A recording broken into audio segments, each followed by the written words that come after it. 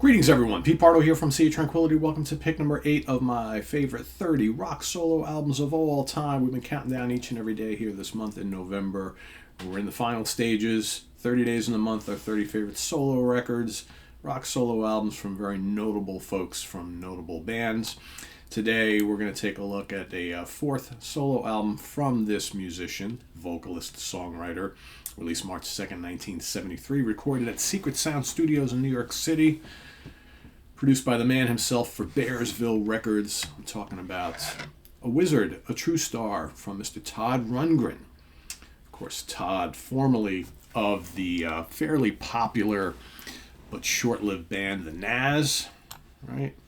Then decided to go off on his own, and he's been on his own ever since, other than also fronting a very cool band called Utopia, Todd Rundgren's Utopia, right? It's also one of those solo bands, right? Great solo bands. But yeah, this is one of many, many really strong albums from Todd, especially his 70s albums, which are just absolutely amazing. And for this particular album, he's basically... Todd's almost doing it all. He has brought some of his friends here, but Todd Rundgren himself on vocals, guitars, keyboards, synthesizers, bass guitar, drums, percussion, saxophone, all sorts of effects. And like I said, he did produce the album, but he does have some notable guests on here. He's got Mark Moogie Klingman on keyboards, of course, a member of the original incarnation of Utopia. You got Ralph Shucklet on keyboards, also a member of Utopia.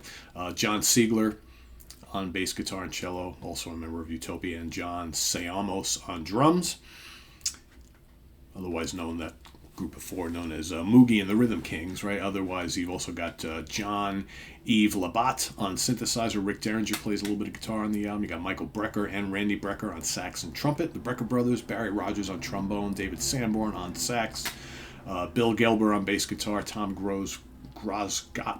Cosgrove on guitar, also helping out on this album. So what do we have on this particular record? This is an interesting album because it's filled with lots of tracks, shorter tracks, but it's and kind of keeping in line with what Todd had been doing at the time. It's definitely got a pop feel. Of course, Something Anything was very much his biggest hit album, but very much a pop album. But this album is much more psychedelic in nature, kind of like psychedelic pop. Apparently, if you read up on the history of this time period in his life, he was actually experimenting quite a bit with psychedelic drugs at the time, just to kind of see what that was all about and how it would affect his writing and whatnot. And it definitely affected how this album differed a little bit from the ones that came before it or after it. So this one definitely psychedelic. You could arguably call some of this very progressive as well, but it's just pop music like Todd always does so well. International Feel kicks it off. I love that song. I think it's just a really catchy, kind of weird, psychedelic rock song. His vocals, I always loved his vocal style. Really, really cool. And then you got Never Neverland. You got all these short tracks on here, like a minute, 2 minute long. Never Neverland is really cool. Tick, Tick, Tick, It Wears Off. You Need Your Head. Rock and Roll Pussy. Dogfight Giggle. You Don't Have to Camp Around. You got Flamingo. The wonderful Zen Archer. I mean, Zen Archer is just so good. For me, I like the longer tracks on the album. To me, they sound more song-based, right? So Zen Archer, just so good. Just Another Onion Head, When the Shit Hits the Fan, Sunset Boulevard, that's a really good rocker there. Le Feel International, right? That kind of replays the theme of International Feel. Then over on side 2, you got the haunting pop song, Sometimes I Don't Know What to Feel. So good. So good. Man, what a chorus, what a melody. Todd could write a hook, let me tell you. Does Anybody Love You? Cool, quirky little song. Then you got the medley, which I call the kind of like the R&B medley. So here, I'm So Proud by Curtis Mayfield. You got Ooh Baby Baby by Smokey Robinson. And La La La Means I Love You from William Hart and Tom Bell, and then Cool Jerk by Donald Storble. Cool Jerk, Cool Jerk. That's a fun little medley. I'm usually not a big fan of medleys, but I think it really works in the hands of Todd here. Then you got Hungry for Love, I Don't Want to Tie You Down, Is It My Name? Great psychedelic rocker towards the back end of the album. And then, of course, The Soaring, Just One Victory. Another one of those just can't miss pop songs on this album. So for me, you got a lot of songs here. It's 18 tracks on this album, 19 tracks on this album.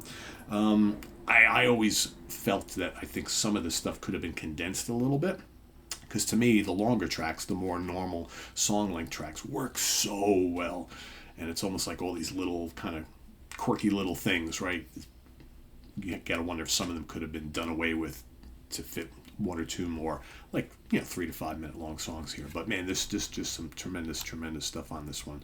I mean, just one victory. Sometimes I don't know what to feel. Zen Archer and International Feel are, to me, like by far the best songs on here. But then there's a lot of other cool little things on here as well. So it's just a really interesting, fun album. It's a weird album, but Todd Rundgren's music always is either fun or weird, right? It's just the way it always is. So, and I love the vocals. I love his vocal style. Great guitar playing, as always, from him. And lots of cool, weird sound effects and things like that. It's a very kind of trippy album. And as far as charting position goes, this made it to, on the U.S. Billboard Top 200 charts, made it to number 86. Right? So, didn't chart anywhere else, unfortunately, and did not certify. But still, an album that a lot of people kind of like talk about when you talk about like the history of prog and pop music and psychedelic music and how it kind of collided, and this this basically also right around this time we got this album, and then we kind of got Utopia, because I think Todd was really interested in this whole kind of like progressive rock thing, psychedelic progressive rock thing, and out of the ashes of this came Utopia.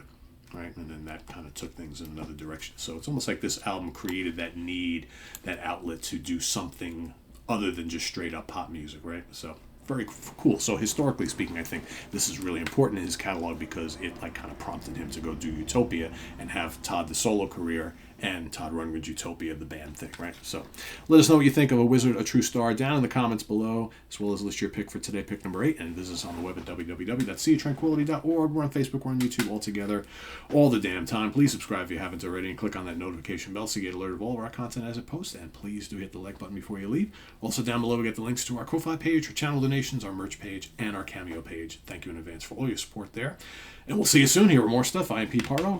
Thanks for watching, everybody.